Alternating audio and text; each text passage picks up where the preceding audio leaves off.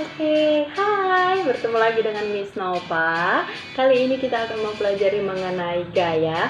Oke, kita bisa lihat pada tampilan di atas bahwa ada sebuah troli yang didorong, kemudian troli itu bergerak.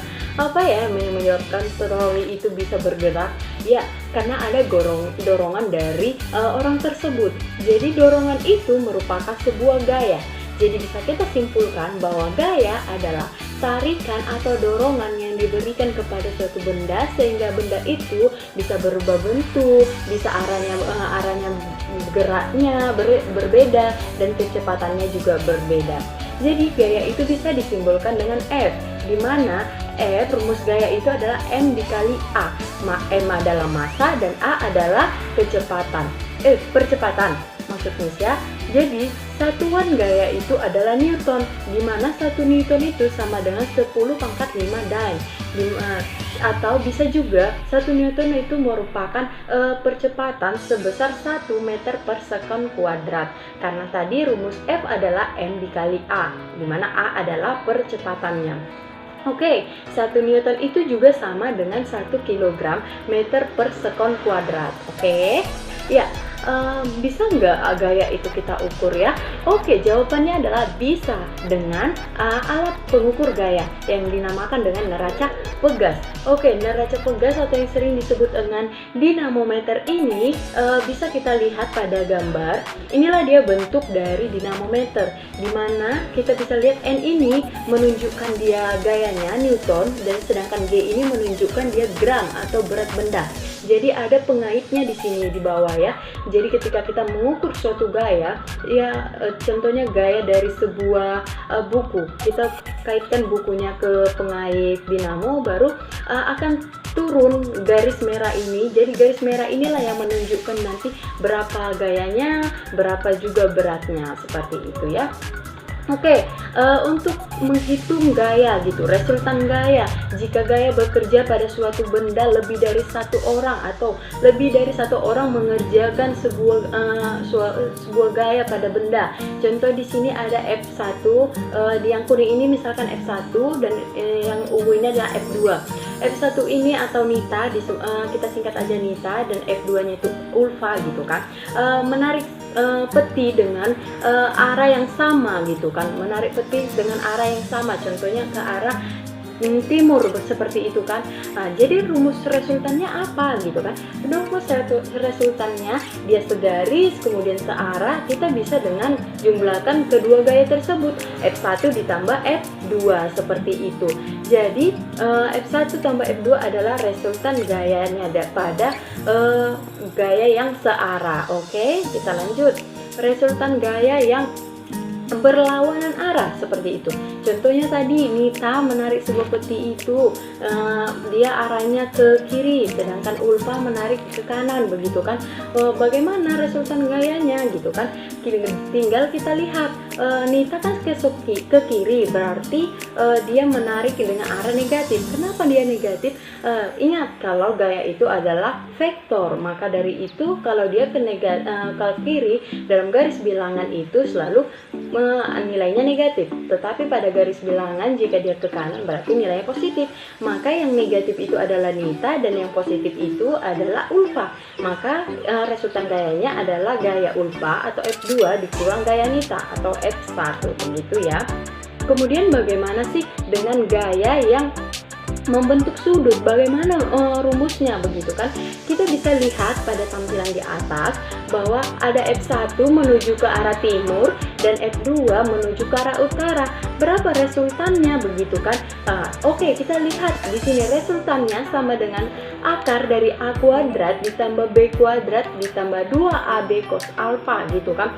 A kuadratnya ini adalah F1, berarti F1 kuadrat.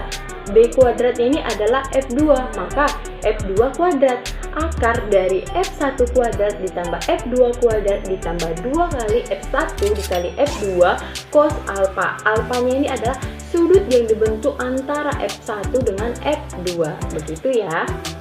Oke, untuk lebih jelasnya kita akan membahas satu contoh soal. Oke, di sini ada dua buah gaya untuk menarik suatu benda, masing-masing sebesar 5 Newton ke arah kanan, 30 Newton ke arah kiri. Hitunglah resultan gaya yang dihasilkan. Oke, diketahui F1-nya adalah 50 Newton, F2-nya adalah 30 Newton. Ditanyanya adalah R. Maka jawabnya itu bisa kita lihat F1 katanya ke arah kanan, berarti kalau ke kanan dia Miss bilang adalah positif, tapi dia kalau ke kiri dia negatif, berarti yang ke kiri ini dia bernilai negatif 30-nya, F2-nya 30 Newtonnya ke kiri, maka resultannya sama dengan F1 dikurang F2 sama dengan 50 dikurang 30, hasilnya adalah 20 Newton, begitu ya. Oke, kita lanjut. Banyak jenis-jenis gaya seperti itu kan yang Miss katakan. Wah, satu pertama adalah gaya listrik. Oke, gaya listrik ini adalah gaya yang dihasilkan oleh muatan listrik, muatan elektron dan muatan proton, begitu kan. Contohnya itu gaya untuk menghasilkan cahaya atau lampu, menghasilkan energi listrik lampu, begitu. Kemudian ada gaya gravitasi. Gaya gravitasi ini adalah gaya tarik bumi, gitu kan. Jadi segala benda yang benda akan jatuh ke permukaan bumi. Contohnya itu buah apel akan jatuh ke permukaan bumi seperti itu. Kenapa? Karena ditarik oleh gaya gravitasi bumi. Makanya ketika buah apel sudah jatuh ke pohonnya dia tidak melayang. Karena apa? Ada gaya gravitasi bumi. Kita bisa berjalan dan tidak melayang karena apa? Karena ada gravitasi bumi, itu ya. Oke, yang ketiga adalah gaya mesin. Gaya mesin ini adalah gaya yang dihasilkan oleh kerja mesin.